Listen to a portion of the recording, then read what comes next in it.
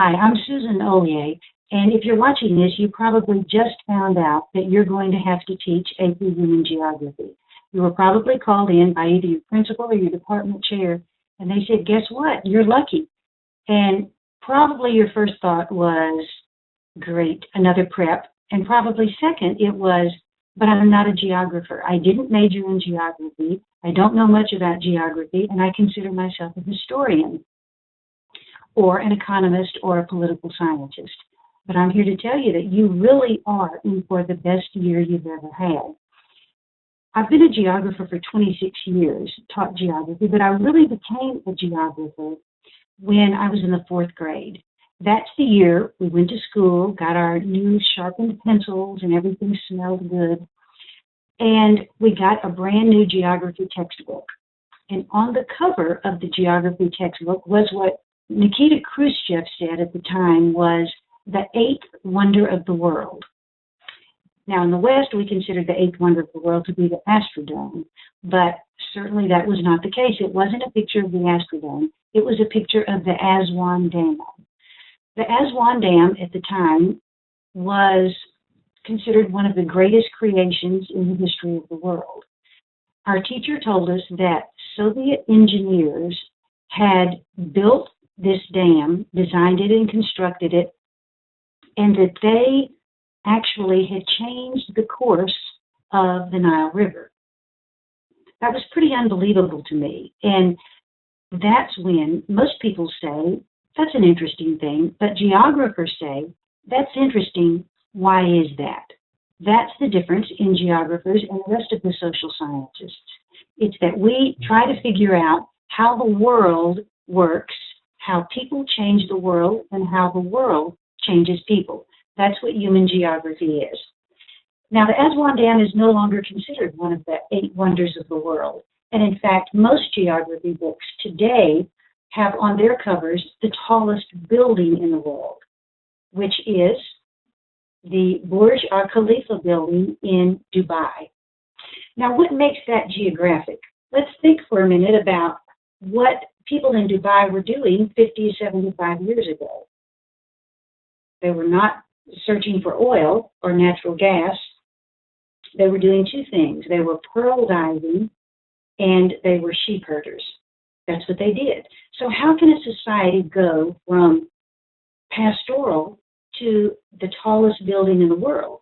That's human geography. Even more interesting than that is who built that building. It wasn't really built by people who live in Dubai. It was built by guest workers, people who come into that country from lesser developed countries because they're seeking better employment. Does this sound familiar? They then send their money that they make from that back to their countries in the form of remittances, helping those countries too. One of the things about geography is that it teaches us the commonalities that we have, much more so than the differences, and that pretty much all people around the world are the same. The construction of the building was from Samsung, which is the largest electronics company in the world, which leads us to South Korea. What do we know about South Korea? We know that Samsung today is fully 17% of the South Korean GDP. It started as a small company in 1938, and the founder's son is now running the company. The name itself, Samsung, means 3 stars, and it has grown from a small South Korean company into the largest electronics company in the world. But the construction arm not only built the Burj Al Khalifa, but it also built the Petronas Twin Towers in Kuala Lumpur, Malaysia. Now there are 370,000 people working for Samsung in 80 countries. All of that is geographic.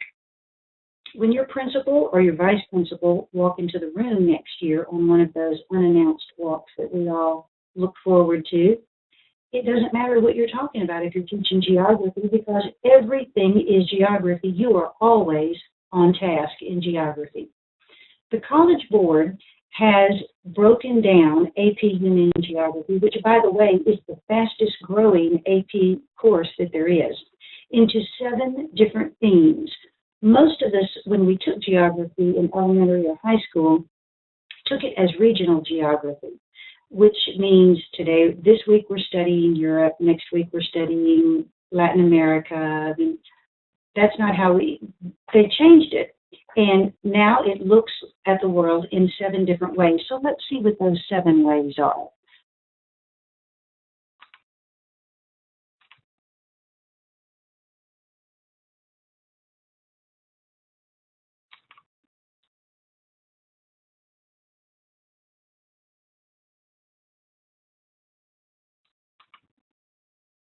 Thanks.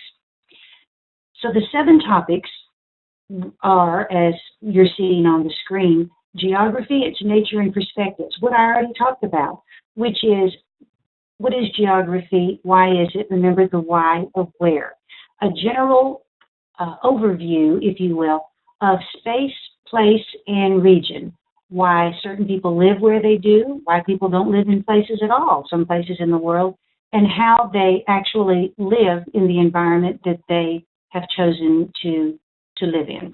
Number 2, population and migration. We already talked about the fact that the people who actually did the building in Dubai weren't from there. They were guest workers, what we call immigrants, migrants in the United States, and they came for a reason.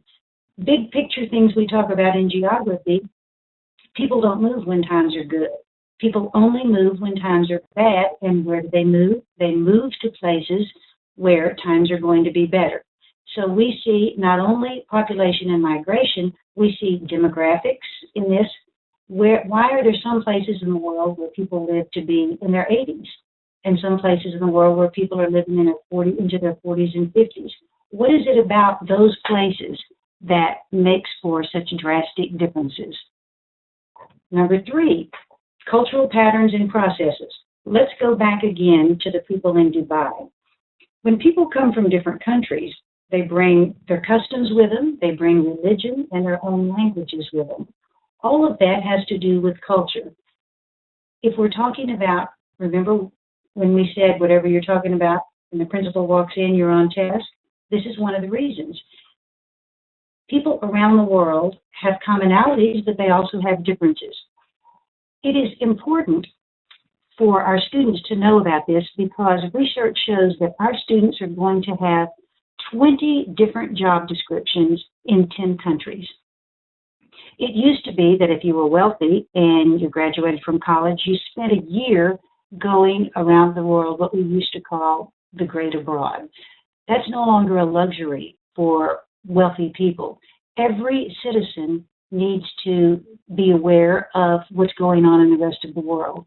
In human geography, we start with the local, which is what people know, and we go to the global. We tie it all together in AP Human Geography, and cultural patterns and processes are a big part of that. That's what you're going to do all year long. We'll be talking about it. All right, number 4 is political organization of space. Again, referring to the big building in Dubai.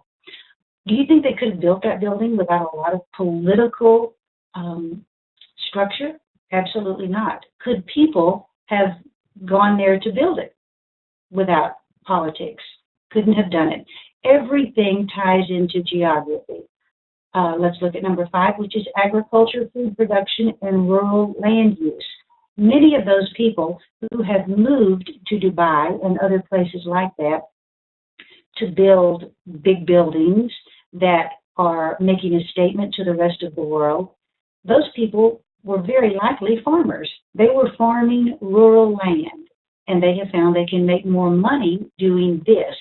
So they have completely changed the landscape of one country and are changing the landscape even more so in another country. The next one is industrialization and economic development. Samsung, think about them, started as a small company in 1938, and now they're the largest electronics company in the world. I believe they produce 4 cell phones every second. That's pretty amazing. So economic development doesn't stand alone. Industry and economic development are tied hand in hand with the rest of the themes of geography.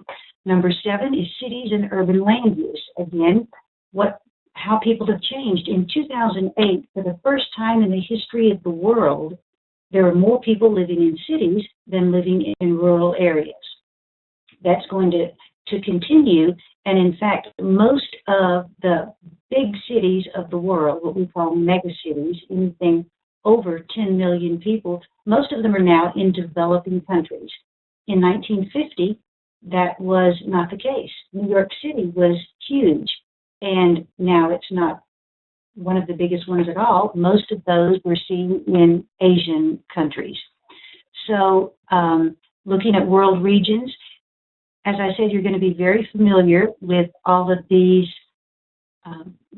pages in the College Board, and they give you really good structured outlines to be able to follow. One of the things that you'll have to do as an AP Human Geography teacher is to write a syllabus and submit it to the College Board.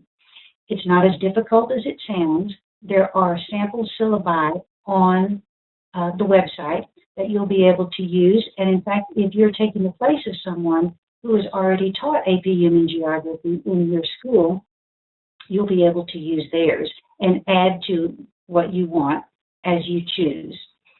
The test itself is 2 hours and 15 minutes. The first hour consists of 75 multiple choice questions, and the second consists of an hour and 15 minutes for the student to answer 3 free response questions. If you've taught European history or AP World History or AP US, you're used to the DBQ, document-based questions. That's not what this is about. We have free response questions in that they're given 3 different topics and with different categories A, B, and C, and they have to answer all 3 in all parts of each of them to get full credit. One of them usually, but not always, one of the questions has to do with a map. That's why it's important for your students to know where things are, mapping skills, spatial, how things relate to each other. So one of the things they have done in the past is to say, here are 3 countries, A, B, and C. Tell me what they are, the names of the countries, and then tell me how they relate either to each other or to another part of the world, usually economically, socially, politically, and environmentally. So you can see how really the world is everything. And it's very important for your students to be able to understand it, to do well on the AP test. We want them to do well on the AP Human Geography test and to get college credit. The interesting part of how I got into AP Human Geography was I started in 1999, but in 2001, my school was not teaching AP Human Geography, so I gathered anyone who was interested, students I had before as pre-AP or Honors World Geography, and asked them if they were interested in doing an independent study. And I got 50 kids to come to my house on Saturdays. So every Saturday from February through May, when the AP test, the first one was begun in 2001, I had 50 students come to my house. And I taught them, imagine how hard this was, tried to teach them using no book, nobody had a book, to teach them to take a test that no one had ever seen. So if you're feeling a little uncomfortable about having to teach AP Human Geography, you're way better than I was when I started. That's why I'm here to help you. Of those 50 students who came, 38 of them had to pay, they paid for it themselves, and 85% of them got college credit, many with 4s and 5s. So that was how I began to teach AP Human Geography. It is a very interesting class, and I guarantee your students will come back after they've finished and say, I learned more in your class than I did in any other class. Geography is the handmaiden of history. So you will become a better history or economics or government teacher after having taught AP Human Geography. We will during the year, we'll go through resources ancillary materials that will help you. We'll do mapping, and I'll show you a good way to get your students interested on a daily basis in learning critical level thinking skills. The College Board calls it habits of mind. Most of our educational process teaches students in the three bottom layers of Bloom's taxonomy, and you'll know them right off the bat. They're knowledge and comprehension and application. Very rarely do we get to the other top three, which is where we want to be: analysis, synthesis, and evaluation. Using questions of the day that I will give to you, I'll create and give to you, that's a good bell ringer for students to pretty much take cod liver oil, but it tastes like sugar. You are teaching them on a regular basis how to reach higher levels. Once students know there's a high level, who wants to be at a lower level? Nobody. Even students who are not in your AP classes will benefit from questions of the day. They're fun. Students won't be late to your class, and I guarantee you will hear parents come up to you and say, whatever you taught in question of the day today, we're talking about at the dinner table. So thank you for making culturally literate global citizens.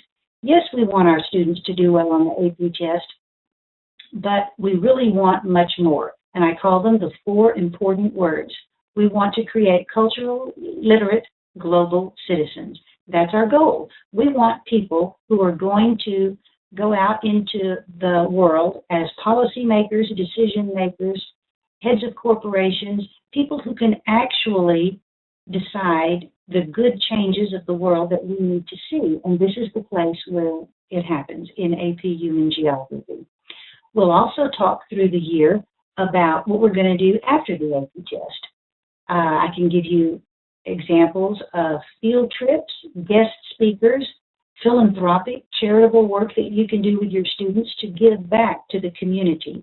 Even those who don't have very much have more than most people in the world. So I happen to live in the Woodlands, Texas, so I always said to my students, a bad day in the Woodlands is a good day in the rest of the world. All you have to do is fill in the blank with where you live in your community. I hope that you will join me this year on a journey that, to paraphrase Jules Verne, will take us around the world in 180 days. So at this point, you're probably saying, okay, Susan, that sounds great, and I really want to do it, but where do I go from here before we start in August? That's a great question. Here are some things that you can do this summer to get ready for next year for you and your students. Let's talk about textbooks for a second. If you don't have access to human geography textbooks, you can get them. There is such a thing as one of the textbook, it's a courtesy book that they give to teachers. So get on the website of AP Human Geography textbooks and ask them if you can have one. They may send you an electronic version, but if not, they'll send you one. Start reading it. That's an important thing. Syllabus. We talked about a syllabus at the beginning. So on the College Board website, which you see right here on AP Central, this is a place you're going to spend a pretty good amount of time, especially at first. As you can see, there are many different resources that will help you feel more comfortable, including, I'm not going to pull them up, but let's look and see what they are.